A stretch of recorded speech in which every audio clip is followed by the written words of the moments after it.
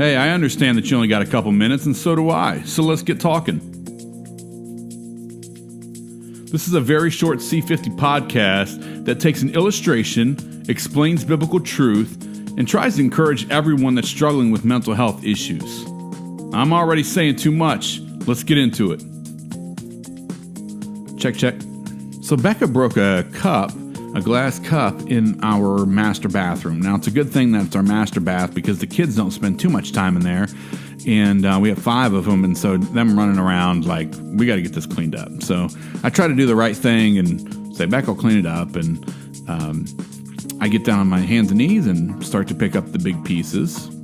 And then I pick up the medium-sized pieces, and I pick up the small pieces, and then the tiny pieces. And I'm cleaning this up, and I eventually I get to a point where I know that I got to use a broom. But I don't have a broom, so I just decide to. Now this is ridiculous. I decide to put the bath rug over the over the glass, and I'll get to it when I get a broom. Now my ADD kicks in, or my laziness, or whatever it is, but I don't go down directly to get the broom.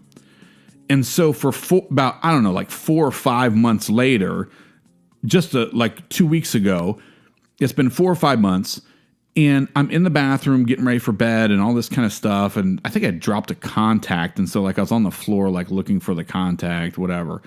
And I see this piece of glass, and then it starts to occur to me. And I lift up this rug, and there's this pile of glass that's still under this rug. Now, the problem is that as long as we keep that glass under that rug, we were pretty lucky that no one got hurt, but there's the potential for a lot of hurt, right? Someone could step on that. We could have a disaster. Well, the same idea goes for us with our lives. And I want to read to you a verse from the Bible. It's Matthew 7:16-18. So a couple of verses here. This is what it says. You will know them by their fruits. Grapes are not gathered from thorn bushes, nor figs from thistles. Are they? So good trees bear good fruit, but the bad trees bear bad fruit.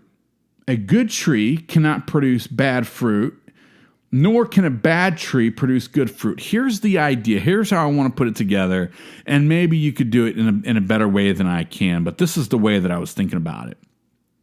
As long as that glass is under the rug, we got a problem. Okay. In our lives, when we have things that we have done as people, let's just say that for all of us that are maybe diagnosed and really have maybe been the culprits of hurt, whether it's our choice or not, we still have to own our actions and take responsibility and say we've hurt people through our mental illness, right? And we don't want that. Maybe you're out there and you go, man, I've just been hurt for a long time. And there's just a lot of baggage that I have in my life. Okay. So whatever you got out there, I know that I've had my things. And as long as we keep that deep in our hearts, below, under the rug of our lives, what's above is going to be affected. You see, if you believe the lies that Christ isn't in love with you, passionately pursuing you, you're going to be affected by that. You're not going to be able to move past your pain and weaknesses and into a relationship with him. If you don't believe, or if you do believe the lies that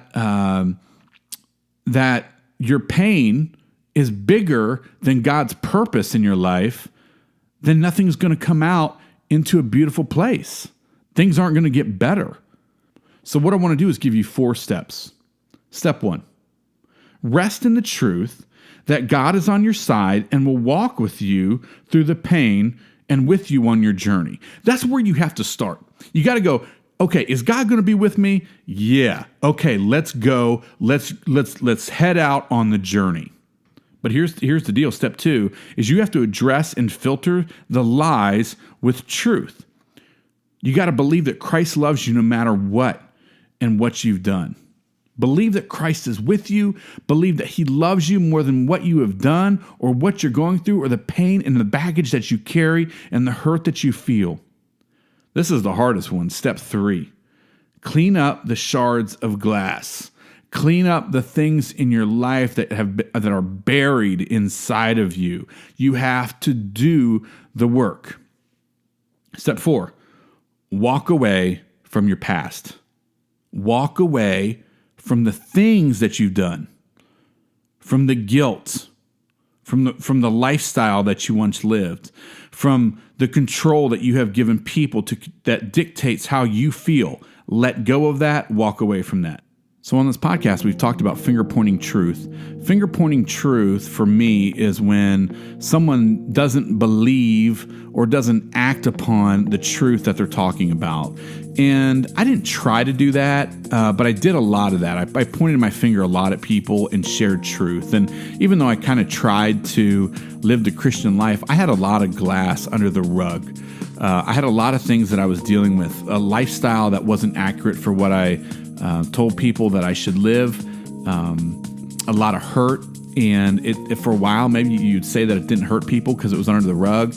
But as my life with Becca developed and as with dealing with my mental health and mental illness specifically, it's not an excuse, but what happened is Becca started to step on that glass and other people started to step on that hidden glass and those things in my life that were so ugly. I had to get right with the Lord. I had to get right with Becca, but it started with me cleaning up the glass. And that's what I'm going to challenge you to do. If you know something's in your life that's a mess, that's dangerous, that you've hidden, then deal with it.